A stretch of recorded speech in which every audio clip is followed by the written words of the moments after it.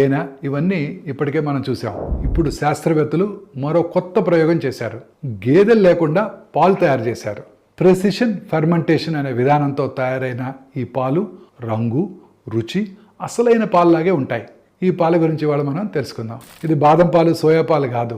అసలు పాలలో ఉండే ప్రోటీన్లను సూక్ష్మజీవులు తయారు చేసే విధానం అన్నమాట.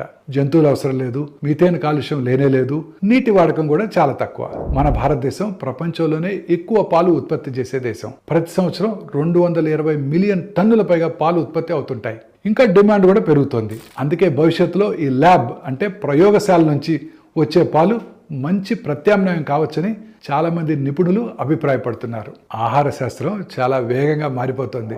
రాబోయే రోజుల్లో పాలు రైతుల గేదెల నుంచి కాదు, ఫ్యాక్టరీలో ఉన్న ఫర్మెంటేషన్ ట్యాంకుల నుంచి రావచ్చు. పాలను ఎంతగానో ప్రేమించే భారతదేశానికి ఇది ఒక చిన్న సవాలు, కానీ ఒక పెద్ద అవకాశం కూడా.